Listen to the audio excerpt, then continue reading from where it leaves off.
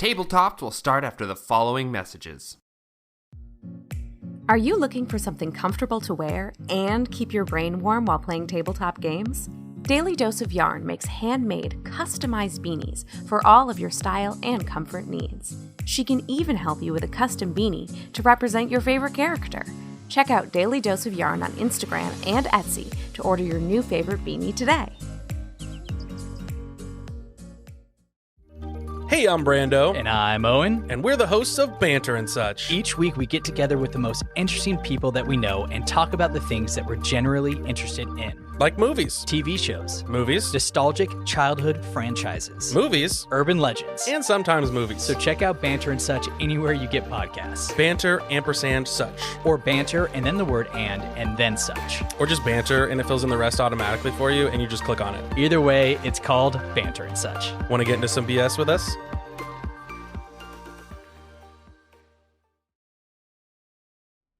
Welcome back, everyone, to another episode of Tabletop. It is Nick, your host, here to say, hey, I got you all the finest things that you ever could want. I got some DVDs.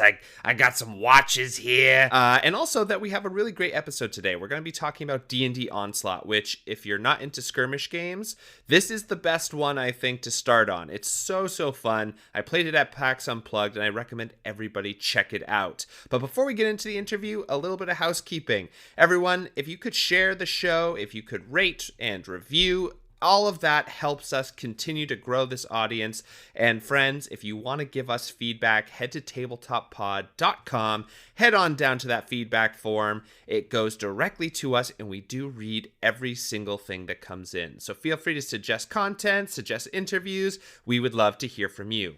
All right, everyone, here it is, our episode interviewing the designers of WizKid's new product, D&D Onslaught.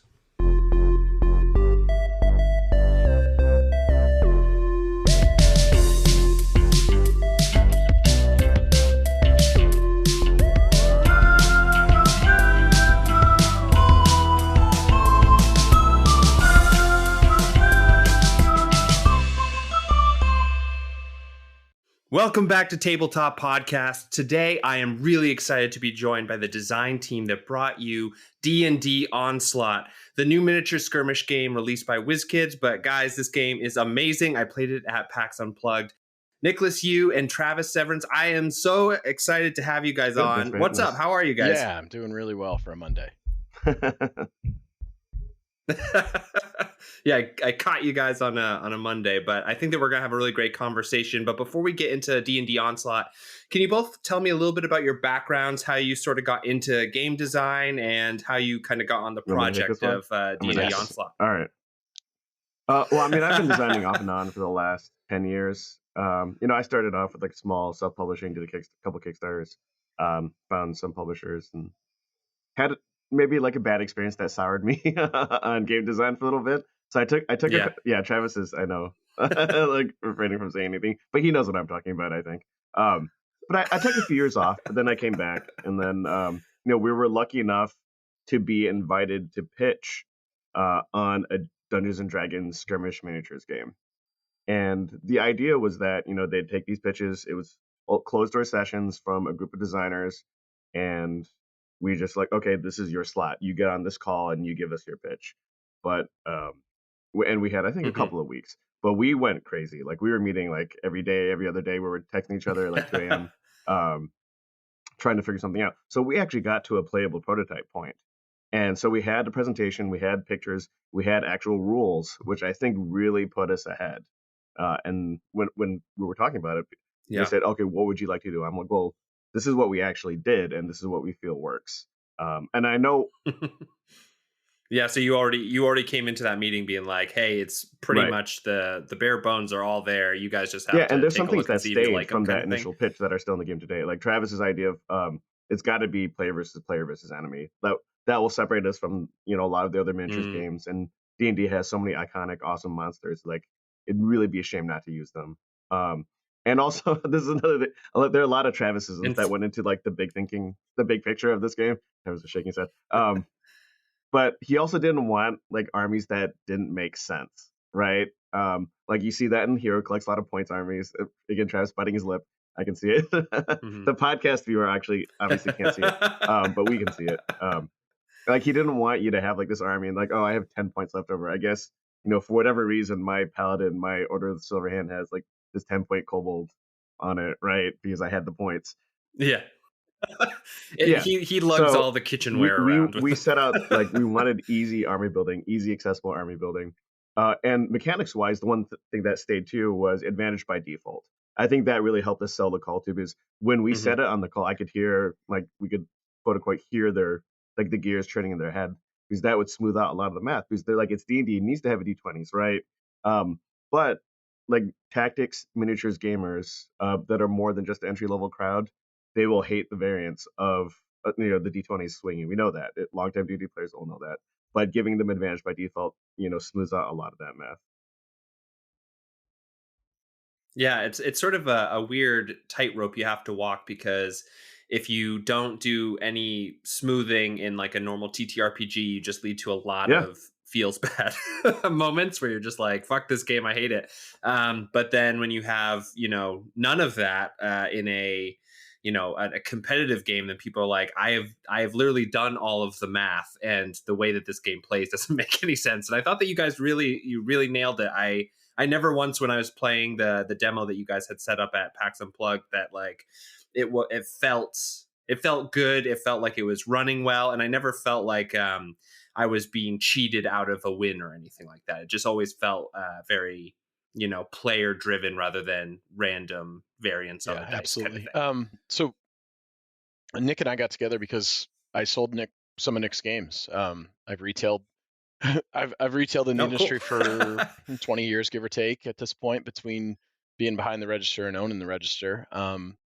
So there was a lot of experience that I had when we were going into this line with regard to what had worked at retail, what hadn't worked at retail with a miniatures line, and what some pain points had been for both players and retailers and things like that. And we see it all the time in the miniature side of things, and these games outside of the Games Workshop line kind of just sputter out and they don't exist, or they go through these massive changes that some people love and some people don't.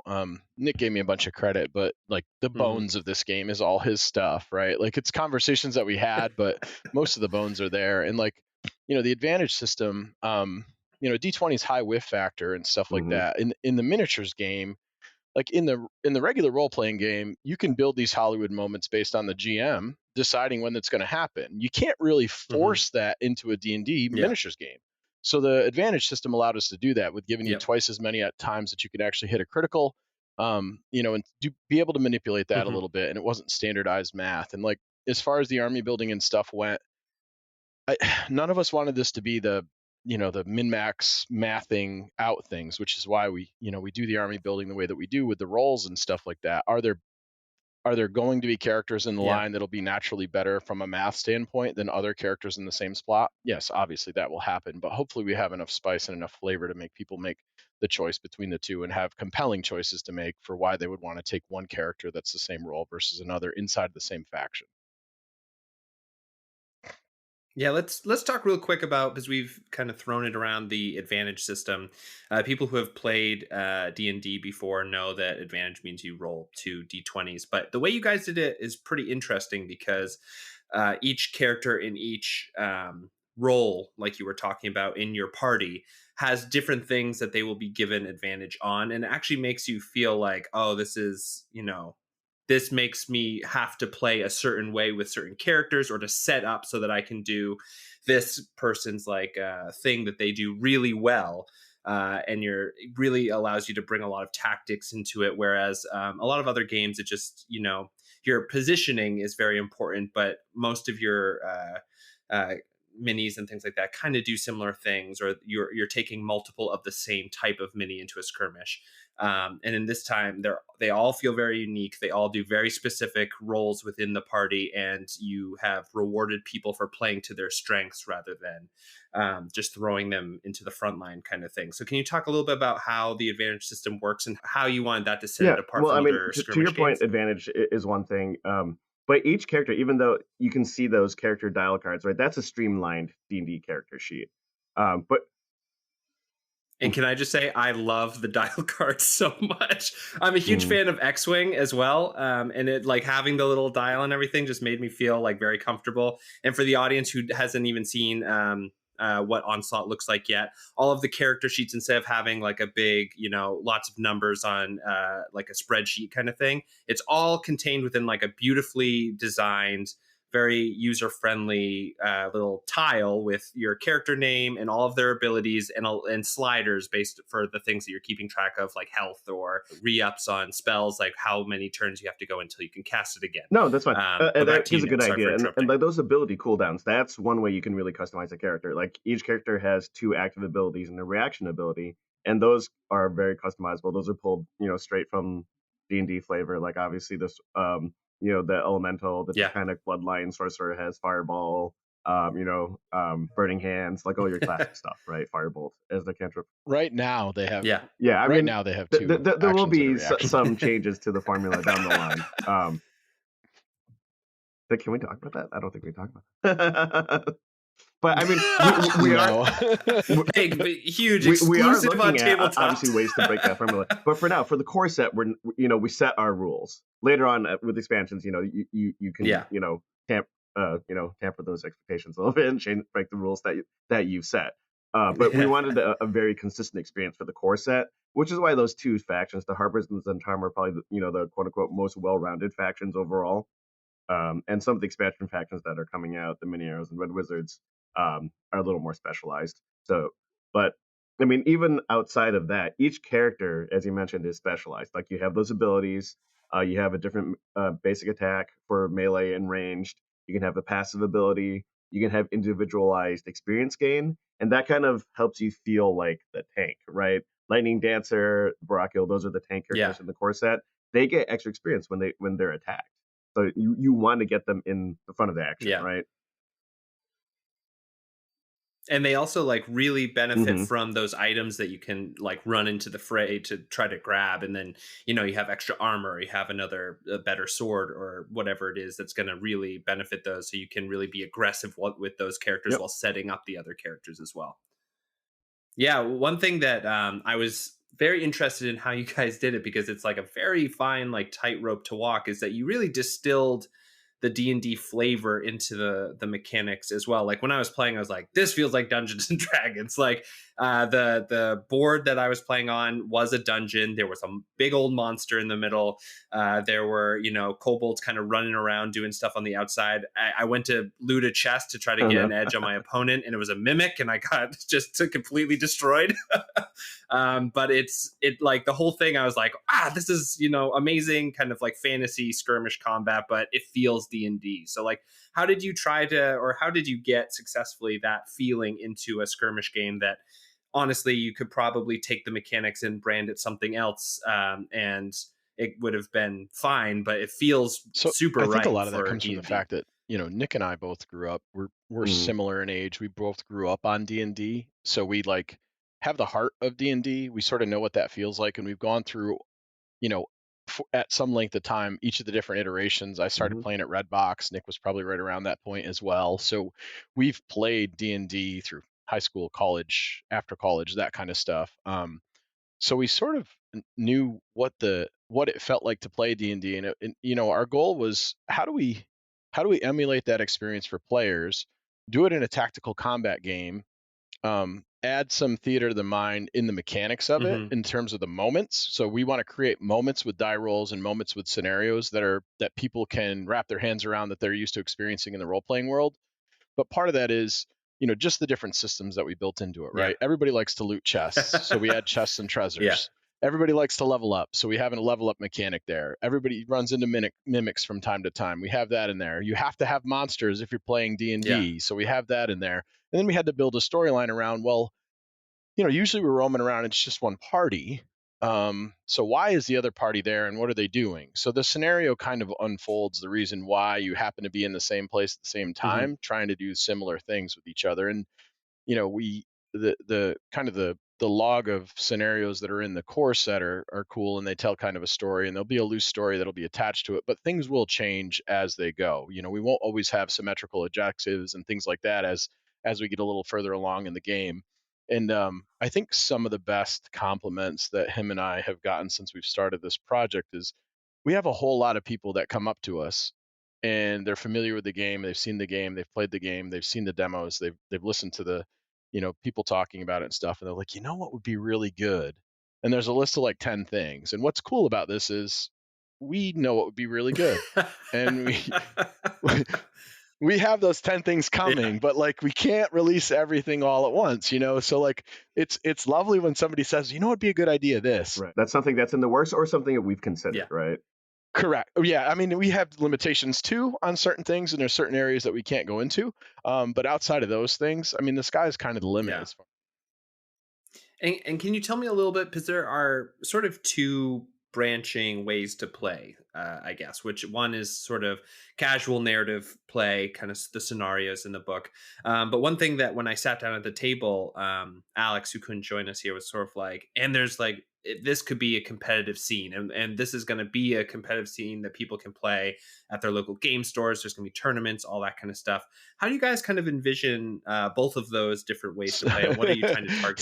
So part of what I get to bring to the table for this whole thing is Nick's brilliant math, his brilliant design, all of his experience with game design, and I have a little bit of dev experience on my side and some small design work, but nothing to the level that he has. But I understand a brand, and I understand organized play, and I understand how to platform something like that. So like part of our pitch too was I kind of gave them, this is a launch line, and this is what our organized play should look like, and how, do you think we could do this and we could do that? And they didn't have to get an external person or an internal person and go, hey, how do we do this thing?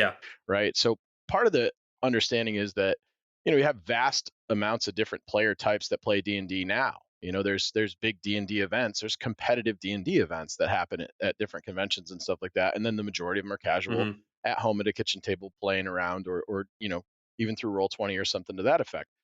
So we have competitive organized play that we like to do, which is going to be streamlined scenarios and stuff like that, with the idea that we need to fit play within inside a certain time frame so that rounds can get over, so that stores can host tournaments and events, and we can do larger events and convention events and things like that.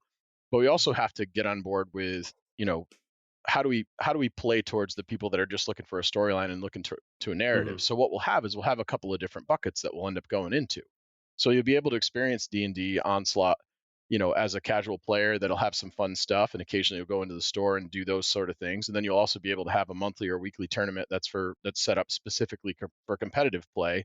And there are worlds where, based on the way that you launch your organized play campaigns and stuff like that, they can mesh pretty well. You can do okay with them and stuff. So, I mean, WizKids has a very storied past when it comes to organized play and unique items and awesome stuff that they've done with Marvel and DC and all of their hero clicks and attack wing stuff and their Dice Masters things and stuff like that. So the nice part about it is, we're allowed to sign on with a team that isn't scared to take risks when it comes to that kind of stuff, which that's what we're all about. And it's, driving a unique experience into the game store for the retailers to be able to provide to customers that they couldn't get on their kitchen table brings more sales, bring more customers in, has a larger opportunity. It's just, it's kind of on them to capture those. Yeah.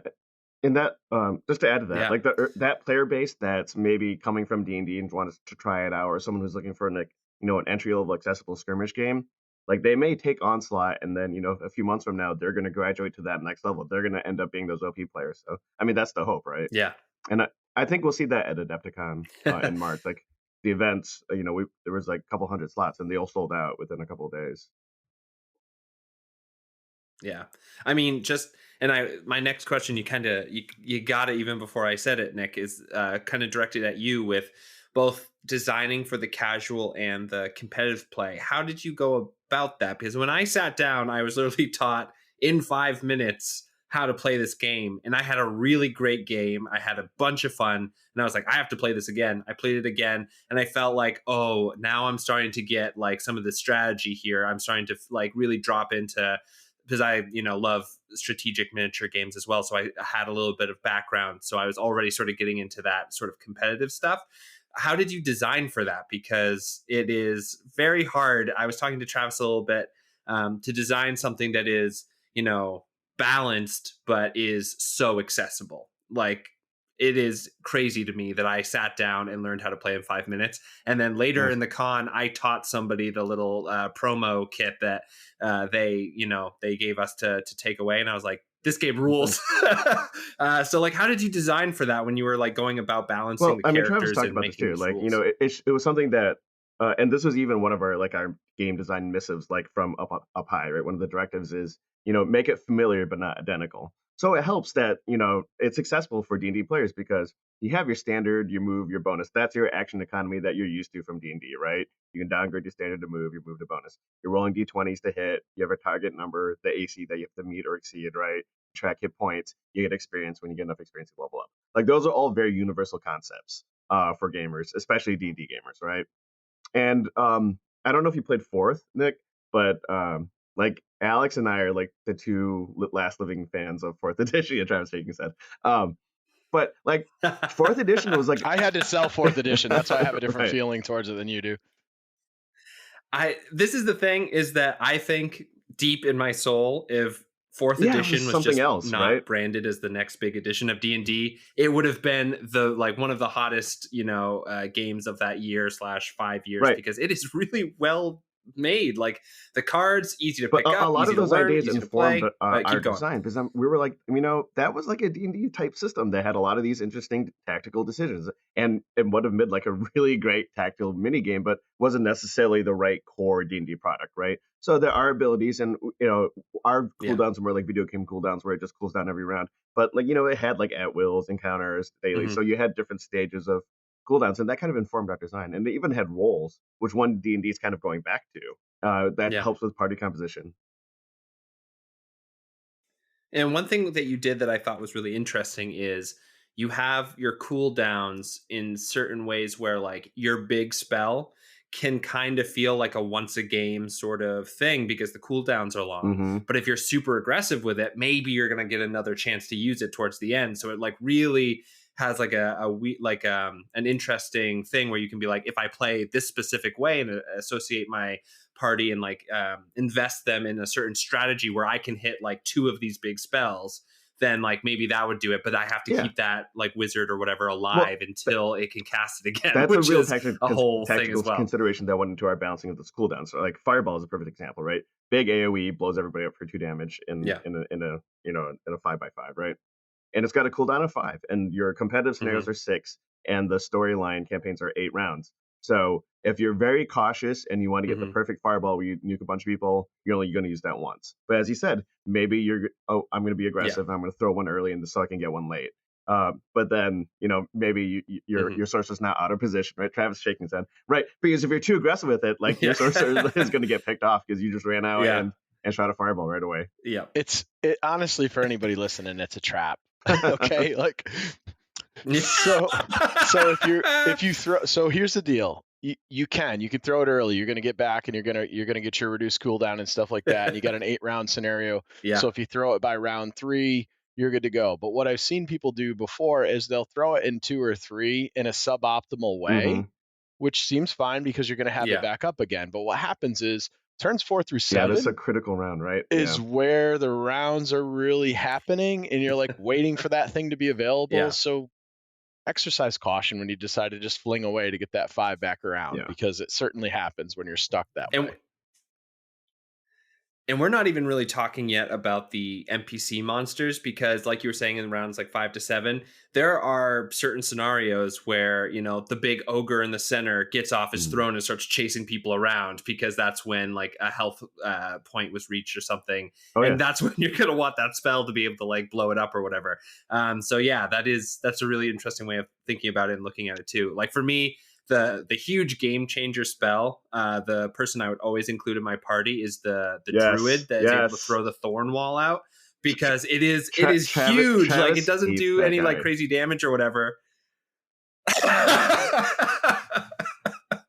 Travis, come on.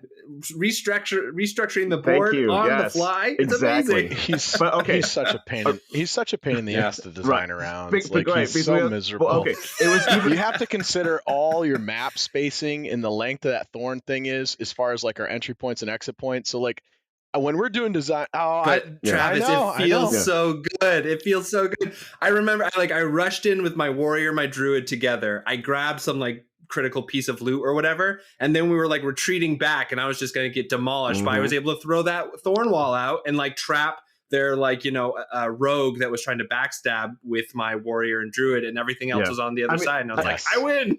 It was great. To be fair to Travis, that used to be a 1x5 wall. So it was, but that, it was so oppressive. That's pretty like, nuts. you could just seal off like just a huge chunk when we of were the doing action. we were doing some testing on the escort scenario and stuff like that, and you just sealed the thing off, so the escort was free. Like, you walked him in, and nobody had a chance to get him. So he is through dev work and playtest reps. It's a place where I'm comfortable with it now. But boy, was it! But it, you know what? It creates that moment though. People think that they're not going to get away. It was a great, you were talking about those cinematic moments that are decided by the DM. In this case, it was a cinematic moment where I was just like, yes, like it's like chess, where you just like, you finally put someone into check, and you're like, you didn't see that coming, did you? That guy is a low floor, high ceiling character. Like, it's very easy to either overlook that or misplace it. Because we saw hundreds of people, maybe even 1,000 people play through it at Gen Con and PAX Unplugged, and they did not utilize that character properly, Abelio. He's not super obvious, but honestly, in design though, that's what we want. Like, we try to, if you look at the credibility and you look at some of the action abilities and stuff like that, we try to lead people into, this is the way you should use this tool. If you decide you're going to use a saw as a hammer, it's not going to work for you as well as what it would. So like, we try to make it as bare bones and as obvious, especially with the characters that are in the starter. When you see the many arrows and red wizards, you're going to get a very, we sort of give you the bare bones, the basics of the spice rack. And then when you see the expansion characters that come out for each of the different factions, that's where the true flavor and the unpacking and the unraveling and that kind of stuff. So we want to give you your faction pack, your starter set is going to give you, this is the way that this faction feels. And then when the expansion packs, you're going to get some more flavoring that gets put in there, and you decide kind of the direction that you want to take your party.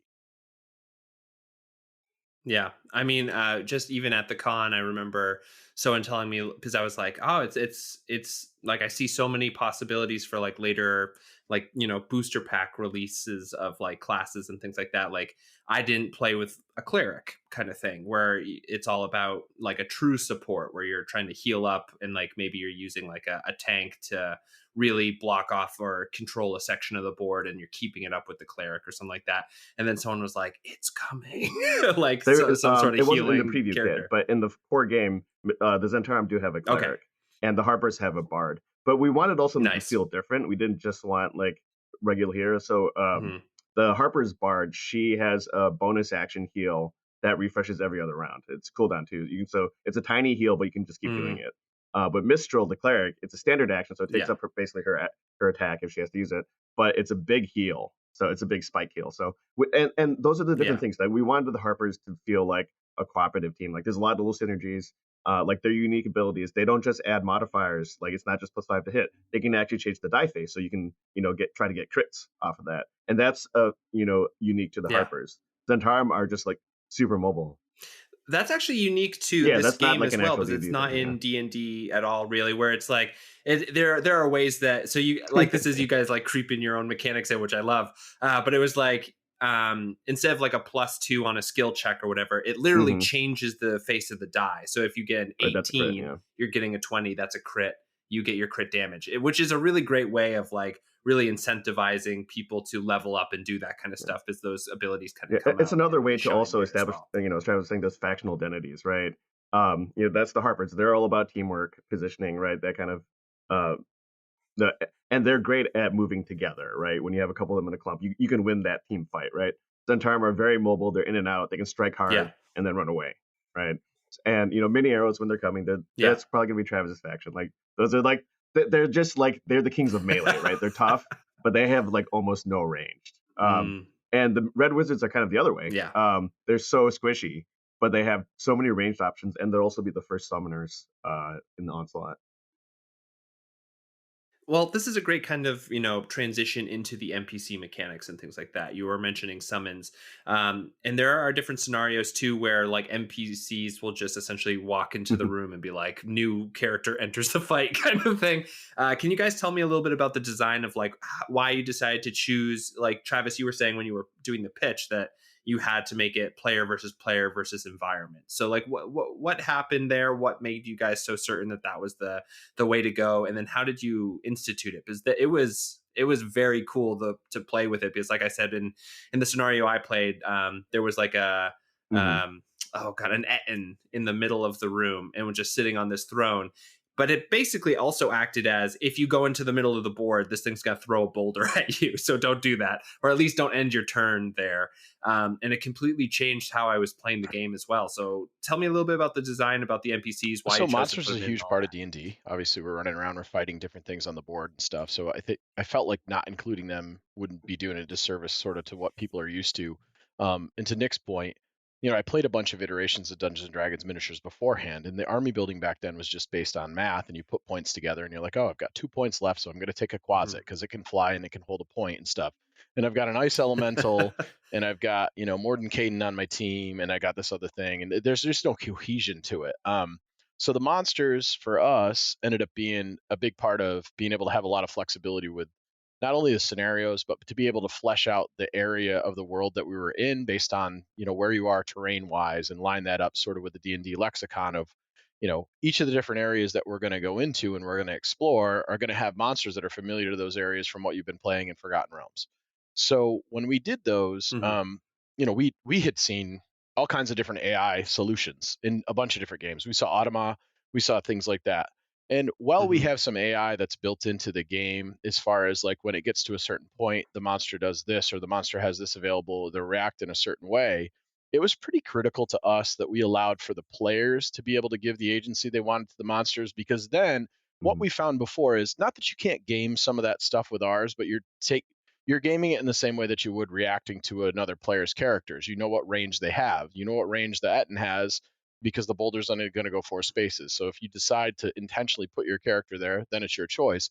But for us, the monsters really are as dumb as the players are that are using them, because you get to control them. You decide where they're going to go, or they're as smart as you are. So it allows you like almost this half a team that you have. Now, not only are you trying to kill them, but you're also trying to use them as tools against the player. So you get to have the experience of using a black dragon on your opponent. Well, we can't put a black dragon necessarily right now on somebody else's team, but we can certainly put it out there for you to beat on and do different things with and stuff. So it allowed us to kind of thread the needle of, okay, we're playing this cohesive team that's going around with a real reason to fight, but also the monsters are there. And occasionally I get to do some cool stuff with the monsters that I get to decide what I'm going to do. So we didn't want a system that was just hard strapped to flip a card over. This is the way that this thing activates during this time. That doesn't make any sense, especially if we're going to do a competitive game with monsters on the board. We wanted the players to be able to have that agency and be able to play around with that. So that's how we got to that point with the AI and the way the monsters are going to interact with everybody. Yeah, they really do kind of feel like resources in a way, because both people can use them. And I remember playing and being like, kind of looking at the guy across from me and being like, we agree that we should kill this one, right? Because like if someone's going to commit the resources to dealing with the monsters, you're kind of putting yourself in a precarious situation sometimes, either positioning or just like your spell goes off or whatever. But sometimes they are so frustrating, or they seal off a place that both of you need to go, that you kind of can work together in this weird moment. But also, like you said, since both of you are kind of controlling it in different ways, you can get totally screwed over. Those loose alliances work until the first person decides to throw a fireball in, because you got 3 people melee based with that monster. So again, part of the tactics of we're going to make a loose alliance as far as this goes, because we really need to beat on this thing, otherwise it'll take us all out. And you also get victory points for beating on that thing. But at some point, we got to get back to it too. Right. So somebody's going to break that treaty at some point. The other thing we wanted to tie the monsters to was the initiative system in Onslaught, right? So the monsters will prefer to attack the active player, and that's the person who has the 1 initiative. So, and we hadn't really talked about the initiative system too much, but that was another thing. Which is brilliant, by the way. I love the initiative system. It's come a long way. The original initiative system was every character rolled a d20, same like D&D, and that was such a headache to keep track of. Well, and also like the initiative system in D&D is the worst part of D&D. Like, how do we streamline this? But I can't say that. But we said, how can we streamline this so this still feels like D&D? Like there's still an initiative system, but it's not a headache of rolling a d20 and keeping track of it for 10 characters and however many monsters are in the scenario. So it's the cards. right? We swiped the initiative system off of another thing that we're working on anyway, and it just Yeah, failed, so. we had another tactics game that Yeah, kind of I had that mean, much. why don't we? Yeah, let's talk about it a little bit right now because we're sort of talking around it. The initiative system is, like you said, Nick. It's a card-based system, and while that might feel like too random or something to the audience, it actually is perfect because it's basically either you get one set of cards that has a certain set of cards with them. So, like if you get the first initiative, you're probably also going to get some higher initiatives later in that hand as well, and then the other person's going to get maybe some lower initiatives but not that first move and stuff like that, Yeah. and then you pass them back and forth So yeah, that one as you passes go. back and forth every round, so you know where it's going to be. That has to be assigned face up, and there are 2 piles, right? So 2 through 6 is a pile, 7 through 10 is a pile, so that hopefully you'll get a good range and you won't have those crazy clumps. So like one person won't go 5 times in a row. But then you guys designed a little bit of strategy on top of that too to make this like interactive and interesting, in that you can Right. apply them face down and you sort of reveal them as your turn goes on. So the person can be like looking I know across what at I you have. and What do saying, you okay, have? I see right? that Well, and I know what you have, but where did you put them? Right? Yeah. Yeah, exactly. It's like I could use my druid to do this, but if you activate that, warrior that's next to him next turn, I'm totally screwed. So like, how am I going to play it safe? Am I going to, roll the dice a little bit? So we wanted some It's of that very chicken cool. kind of built into that too, right? So I know exactly what I have, and either player knows the first character that's going to activate, because that's face up. Everything else is face down. And Yeah. sometimes it seems like, oh, well, the obvious person that they're going to activate first in their turn is the person that's wounded and may die the next time the monster swings. So you have this tactical decision of, am I going to spend my first attack to try to take out that guy before he gets an activation? Did they put it in the front of their initiative order, or did they put it in the end of their initiative order? Like, I don't care, so I want the back end of it there and available. And the same thing happens. Like when one of your character dies, we don't change the number of cards that a player gets. We keep it the same because we want them to have the agency of activating an initiative based on what they want to do.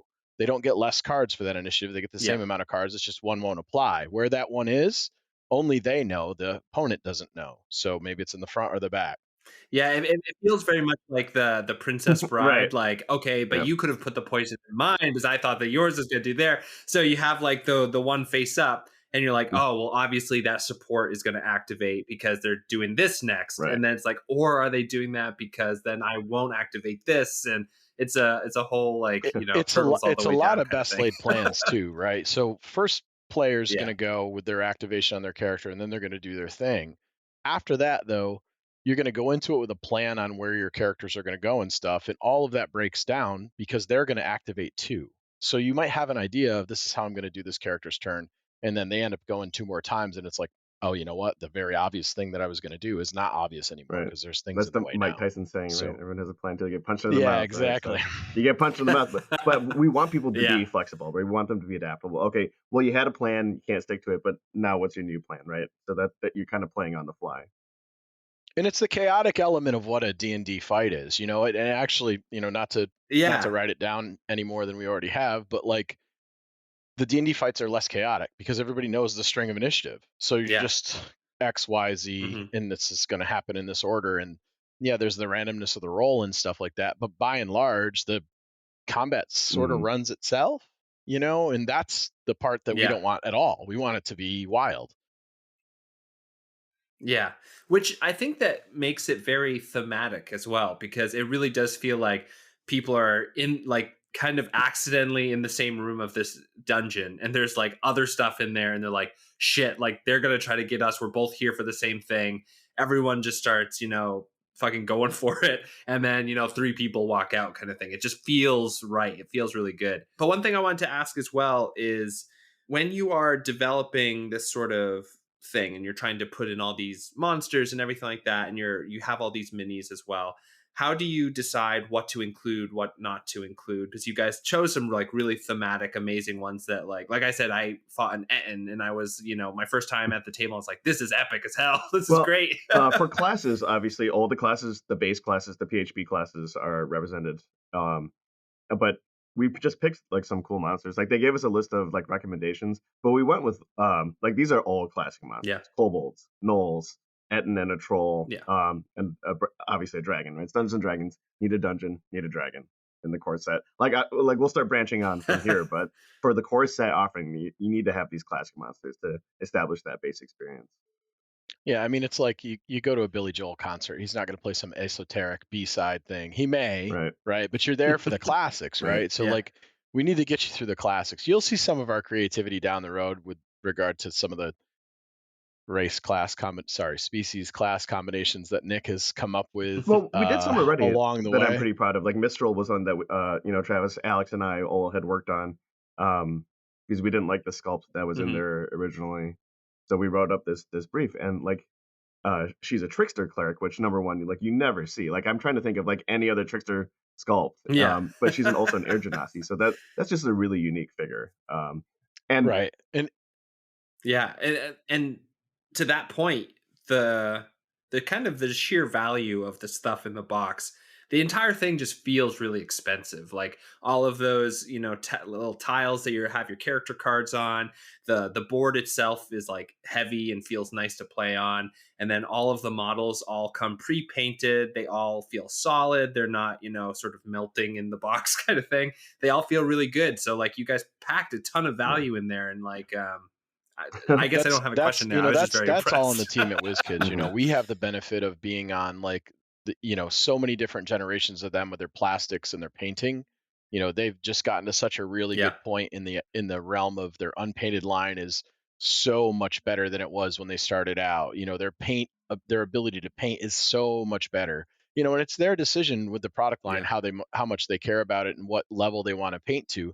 And they painted those characters at a pretty high level. The stuff that's coming is even more wild. Like can't believe they're doing the stuff that they're doing on this stuff, and they're attaching it to this line. So it's really nice to have the person in the background that's the financier and the producer for this thing to go, okay, you know what, we believe in this game enough, we believe in this product line enough, we're going to put our top end Cadillac fix, the fixings on the whole thing so that it delivers in that way. Because there's a bunch of stuff that we did with the game to try to answer some of the pain points that some of the players had with some other games. I mean, you brought up X-Wing and stuff like that. And I can remember trying to chase after that C-3PO with the $90 chip that I didn't really care for. We don't have equipment that way, right? Our equipment isn't built into that way. So there's an intentionality to the way that we designed the stuff to make sure that it was as consumer friendly as we possibly could, because we knew if you were to compare it to a build-in battle, like something that you're going to put together, cut off a screw and have to paint yourself and spend some time to do that and stuff, we're not going to be in the same realm when it comes to that kind of stuff. But we wanted an out-of-the-box experience that somebody could do as my first miniature game if they wanted to. So a lot of the thought as far as the production value and stuff went into that, because we didn't want a bunch of hobbyists that were going to come into the game go, I could paint this 5 times as good. Okay, you can. We've got some unpainted miniatures on the wall. If you want to substitute those ones in, go ahead, have at it. Exactly. That's why we did the proxy list for them. So that's available for players as well. So we're trying to, serve as many masters as we possibly can with this game, and still be, spiritually relevant to what the licensor wants us to do as well. And I do want to start talking about what the future may hold for this product line and what you guys are working on. But I also want to just say and kind of get your thoughts on how and this is sort of what we were talking about right before the mic started, but I've played a bunch of different miniatures games. I've played, a bunch of skirmish games. This is the one that I am basically telling everybody, if you are interested in a miniatures game, start with this one, because it is so self-contained. It is so out of the box. The rules are very easy to read. It's not like a thick book and there's not more than one kind of thing. It's all there, and it feels really good. It even sometimes, like when I left the con, I was like, should I use like parts of this to like onboard people into just normal D&D as well? Because it just is a one-stop shop. You don't have to deal with character sheets. Some of the feedback we got from people who tried it. They're like, oh, this would be actually a great teaching tool for people who want to dip their toes into D&D, but we're kind of scared. Like this is accessible both as a miniatures game, but also accessible just for regular D&D too. Yeah, and I was kind of wondering, like, how did you do that? Because a lot of games like it, they can't do that. There's like a lot of different versions that come out. Even games that have been here for like 30 years, they just don't have that simplicity of play, but the depth of experience that Nick, you were talking about, where you can, the low floor, high ceiling kind of thing. How did you kind of balance both wanting to make this a complex enough game to have a real competitive scene, but get it so that people could, come in, never have played a miniature game before, and have someone I mean, teach that's them a in tough like one. 5 or 10 minutes? Yeah, just throwing you I mean, like normal, I appreciate the compliment, easy but I mean, hits. it was just a lot of hard work. Like, we've been working on this Yeah. game for 3-4 years. Yeah. Like, we have files going back, I think, late 2018. So, we turned it like it was pencils down, like late 2000 or sometime in 2022. So, but at that point, we worked on the game for about 4 years. So it was a lot of designing, developing, and testing. Like, I wish I could tell you there was a great, like, we had a eureka moment where we're like, this is the perfect amount of accessibilities and balance, right? But yeah, you found like the one formula that was on the right. whiteboard at MIT, and you're like, I There's different solved things it. that we did with some intentionality, right? But a lot of it's just iterative play, right? So initially we started out with, if we were going to go clean slate, like, our directive was don't make D&D combat the tabletop. And for as much as I love the D&D world and stuff like that, to your point about initiative system to combat, it doesn't really work, honestly, as a tabletop game. It doesn't give you enough tactical. People play with miniatures on the tabletop and they use, dry erase mats and stuff like that when they're figuring out their combat, but it's not enough to hook a miniatures game player into giving it a try, and that was something that we were concerned about at a base level, right? So as far as complexity goes and stuff like that, it's boiled into the game because you're going to have people that can't just do math min-maxing. So they're going to have to sit down. They're actually going to have to look at these characters. They're going to have to take a look at the scenarios. They're going to have to take a look at the monsters. They're going to have to go through a whole lot of iterative play to figure out how that's going to be, because we have static maps mostly, right? There'll be scenarios out there where the map won't be as static for you, and there's different things going on with the environment that you're not going to be able to plan for as a player, because it's just things are going to happen, and you're not going to be able to say, okay, well, if I move to E4 and I shoot my ranger 4 spaces here, I'm going to hit this thing. There's none of that. Like, you're going to have to be flexible and adaptable. So I think what happens is when we onboard a player, somebody's looking to learn the game, outside of there being a lot of symbology, which we deal with a quick start card, after they've got that generally, and the card layout is the same on every character, so you basically know where things are regardless of if they're called something else, you can get into the game. And when you're a new player, there's so much stuff going on. There's not a lot of realization when you didn't min-max a move or you didn't attack the correct thing. So you learn that kind of through trial and error. Now, if you're a more experienced miniatures player, you start picking up those combos. You start seeing the synergies maybe earlier than somebody that's new to miniatures. But to your point, when you started unpacking it a little bit, you're like, oh yeah. And we want those moments. We want you to kind of unravel it and go through the layers of it and stuff. But even then, it's like, okay, I'm leveling up. I have 2 level up cards. In this particular game, I'm going to choose this one. In this other particular game, in this situation, I'm going to choose the other one. So we give you a little bit of flexibility of choice. But as far as like balancing being able to onboard and complexity, it's like, how many systems can we make and we can streamline so you don't have to make as many decisions as you think, or not make the decisions look as critical as you think they are when you're doing it. So when people lay out their initiative cards, to a new player, it doesn't matter sort of how they're going to do it. They're not going to take the time that an experienced player would, as far as like planning that process out. Now, at a higher level play, those are super, super critical and important. But early on, you're just like, oh, this is great. I know which character I'm going to move next, because I'm going to look down and I'm going to move them next, and they're going to do the thing, and then something's going to happen. So I think the layering of it just becomes more and more obvious quicker to the more inundated miniature player, somebody that's more familiar with it. And the new player can just get into it and go, well, I've never really done anything, but this looks great. The board's cool. The cards are cool. The miniatures are cool. And the rules aren't too complex for me. And if they are, I can start with 3 characters instead of 5 and go from there. Yeah, no, I think that was the thing I was most impressed with, was sitting down and just, it is crazy how long sometimes you have to puzzle over some rules to figure out how to play one of these games. And like I said, I was up and running in 10 minutes, which was like my big, like, wow, this is something special. So huge props. That was really, really cool. And like what you were saying about the variants too, for a new player, just kind of throwing people, moving them however they're going to move, still feels good. But I remember when I started like setting, I think I was playing Zentarum, and I was like, oh, but these two want to move together.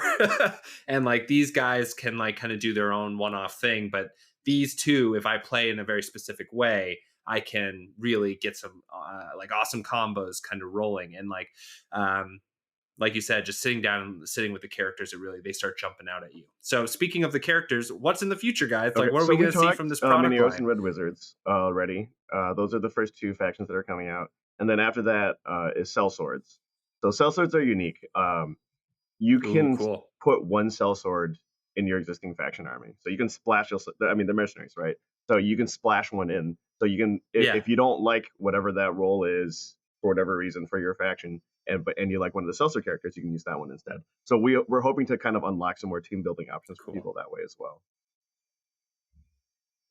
Yeah. So you're kind of giving people the ability to list build if they really want to, but also keeping the core dynamic that you've built. And you will have more, structure. right? The fact that the Harpers and Centaur will be the first ones that get 4 additional characters as well. So what this does is you've got your 6 characters for each of the different factions that come out. And when we release these 4, every faction all at the same time has 10 options. Right. So we're addressing that immediately as far as expansion goes, iterations, different things like that. There's a lot of times where in the past we're like, oh, a new faction came out. Well, they'll be relevant to organized play in about 3 months when they get their full line of releases out. Like, we don't want to do that. We want you to be able to onboard your faction and be able to play it right out of the gates and not feel like, oh, this brand new, shiny, awesome faction, I can't play it in the organized play because it's just not fleshed out enough or something like that. So the sellswords really kind of open those options up. It was really important for us to have that early in the product line so that people have a bunch of options without having to wait. And, as Nick said, the Harper and Zentarum will get their expansion 1 first, and then the Red Wizards and the Many Arrows will have theirs down there, and there'll be some things in the middle of that as well. So and I think they're only like a month out, so it's the same as the release. So we did the core set, and then Many Arrows and Red Wizards are next. Cool. I may be pushing my luck here, but do you guys have a specific character in one of these new expansion that you're releasing that you're like, this is dope, this is gonna be a great, like, this is my favorite one out of them? Or is that still behind locked doors? I think we can if it is, it's okay. So we talked about the initiative system, right? And there's actually some design space there, and there are characters that they have I guess tricks.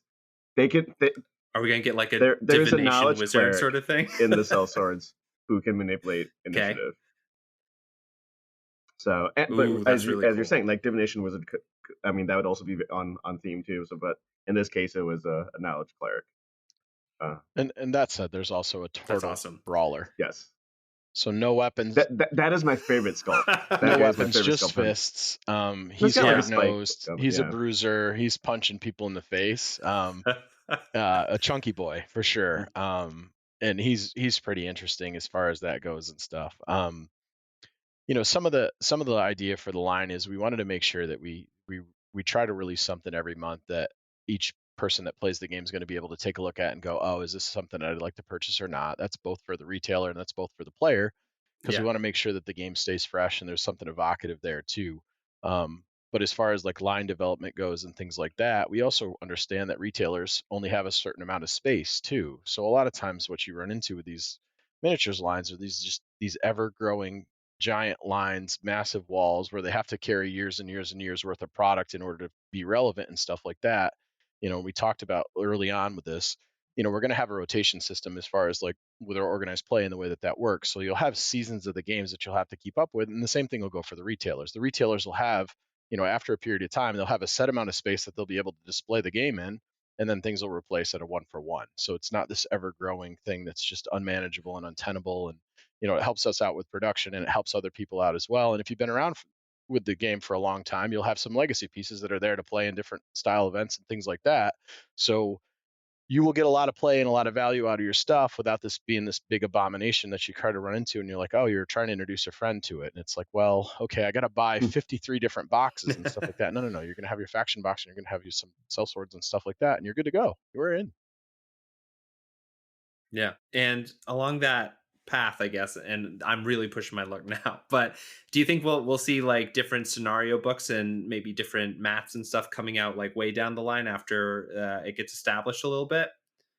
as I, even I as a mean, possibility. I But don't think anything's been officially announced, but that would make a lot of sense, right? Yeah, it would we can't, how cool. long can we stay in this dungeon in this throne room, really, right? Like yeah, it would make Yeah, sense that we'd right. want to explore some more of the world and do some different things and have some other monsters that we're dealing with and stuff like that. So I mean, a lot of times our answer to that when somebody in the community asks us is, what a good idea. Yeah, nice, cool. And then the last thing for all of those like miniature heads out there, all of these Yes, they're all miniatures are unique. like Yeah. custom sculpts, right? They are all like yeah, and they're all really beautiful. They're all pre-painted, but like you can customize them however you want. And is that going to hopefully be true going forward as well as you guys introduce new Yeah. things like you're talking about the Turtle Well, Brawler? And are we going to look yeah, I forward to think a like Minis brand new Gallery unique has them, sculpt? but they're from like icv2.com, right? That site. You can see they posted a lot of those, and it's because we knew WizKids with the Icons of the Realm. There's like they'll get like the standard ones, right? Your half elf fighters, they'll give Yeah, you like 1,000 of those. So we can do the crazy stuff, right? We have the drunken monk Aarakocra, right? If you see yeah, a bird, he's got like a gourd and he's in the Jackie Chan drunken master stance, right? We can do the crazy stuff like that because we already yeah. know the core stuff. The core sets will have it covered. And like as a game designer who Hell like yeah. has played D&D forever and will just make characters like for no reason, like this is kind of a dream game to design for. And sometimes like the last time I texted Travis about it, I'm like, just pitch me some characters, like pitch me some concepts, right? And then like we went out and we made some like some really Yeah, wacky out there ones, right? So Yeah, so we have to stay true to the tropes and we have to do the trope thing. Like people expect a certain amount of things from different characters and different stuff. So we want to make sure that we're playing off to that too. But we also we enjoy the players that are going to go out there and they're going to grab something from the PHDB that's maybe not min max for that particular character. And we want to be able to play some yeah, service to them as well. So while we don't have specifically listed what the class thing is, we have the class listed, but we don't have exactly what type it is. You read down through the rules and you look at the stuff, you'll figure out where we're going on that thing. And the species combinations on that thing work really, really well too. So, it's one of those things where unique sculpts were super important to us with regard to this line. And it's one of the questions that we fielded a lot. And it's like, well, you got 21 miniatures in this box and it's $150. It seems pricey for a starter set and stuff like yeah, that. And it does until you start kind of unpacking what you get from that. I don't know what your time is worth per hour to paint and glue and model things together and stuff like that, but mine tends to be, it's a lot. And some people get their joy out of that, which is why we have all the substitute models that they can paint and unpainted. But if you were to take those miniatures out of that box and you're to price it based on what WizKids prices it on their own Icons of the Realms line, which is their pre-painted line, you actually end up yeah, plus about $20 just on the model. So if you threw the mhm. cardboard, the cards away, all the other stuff that yeah, comes in it, and you were just a DM and you wanted to buy this thing to be able to have these things, it's a better value than what you could get just hand selecting a la carte off of that pre-painted line that they already have available. So in terms of like value and sort of justifying the cost of it, like we use the miniatures to sort of figure out where we are in the landscape of that thing, and then everything else, the game and stuff like that you get is free because we know there's going to be some people that are just going to buy it for the miniatures and the yeah. terrain and that kind of thing, and that's perfectly fine as a base. You get the game for free almost, and that's sort of the theme that we wanted to carry forward with the rest of the stuff in the product line too. Yeah. So for the folks who are just like, I want that cool battle mat to use in my dungeon at home It's and like there, all of yeah. these monsters, Oh, it's Yep. sort the of other thing too it comes that with that for too. whatever reason didn't exist was faction dice. Yep. So like people are really into Forgotten Hmm. Realms lore. If you love the Harpers, you love Zentarum, Mini Arrows, Red Wizards, right? There are now D20s with that faction symbol on there as the 20, right? Yep. And we're the So first time that we Yeah. have some first coming in the line that'll be pretty interesting when people see, wow, that's the first time everybody's really done that sort of thing. And you can look for some of that, and not just the models that we're doing, but some of the other stuff that's coming as well. So interesting stuff coming. Keep your eyes out for what the Yeah. releases look like, because it'll be curious until it's not. Awesome. Well, Travis, Nick, you know how I feel about this game just for how I've been gushing about it. It's been a real pleasure talking to you guys. Where can people follow you in your work, or what else you guys kind of got going on that they can take a look at and kind of follow your path through game design and all Well, the for other me, spaces? adventure tactics is probably what I was known for before this. and the expansion for that launches, I think, in retail either next month or the month after. So hopefully soon. So if you look up Adventure Tactics, yeah, Awesome. you'll see some familiar concepts at play. And Yeah. You don't have to fix what's I not have the broken, pleasure. right? My day job is running an 11,000 square foot game store called Millennium Games For in now. Rochester, New York. We are growing into a 27,000 square foot location, so we're moving in a couple of months here. So our Whew. offerings are going to get that much bigger. So a lot of my focus is on that these days. We sell everything: board games, card games, role playing games, miniature games, disc golf, anime, manga, statues, anything in the geek world that you could possibly think of, and Hell we're yeah. making it 2.5 times as big as what we're doing it now. I also own Free RPG Day. That's coming up again in the summertime. So if you're not familiar with that, I do paper D&D and paper role playing as well. So you can check out freerpgday.com. And I think that's all I have that I can announce right now. That's a lot. Yeah. Cool. Awesome. Well, if you ever want to come back and talk about whatever future projects you guys got on, you always have a friendly podcast that would love to have you.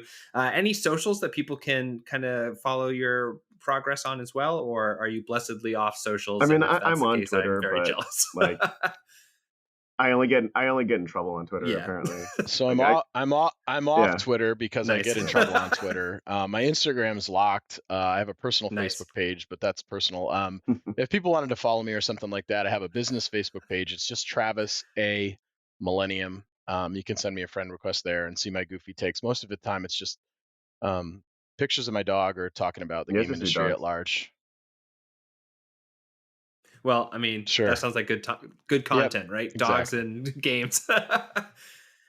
Well, thank both of you for your time. This has been a blast. Feel free to, come back on whenever you'd Sounds like. good. Thanks so and much we'll for talk having to you us. soon. Please buy D&D Onslaught. This is a great miniatures game. It's a great skirmish game. It's if you're trying to get into this sort of thing, I can't recommend it high enough. You can find it anywhere good games are sold or online as well. And people, you're going to have the option of having some expansion. So it sounds like coming out very soon. So we'll see you Thanks for then. having us. All right. See you guys.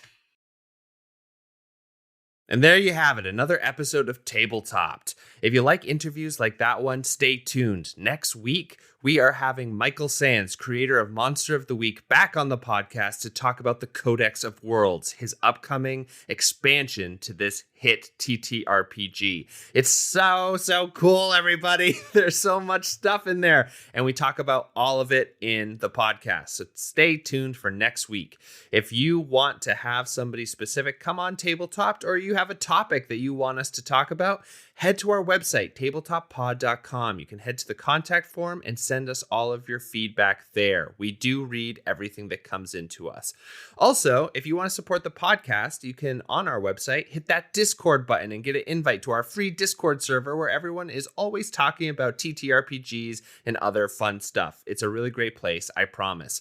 If you want to support us financially, you can head over to the Patreon button. It's as low as $1 to join. So feel free to hit that.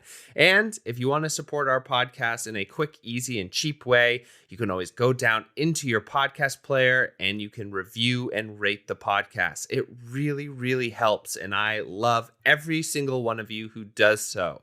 And feel free to share an episode you thought was particularly cool with a friend. I'm sure they'll love it. You'll feel good and you'll help the podcast as well. All right, everyone. I'll see you next week for our interview with Mike Sands.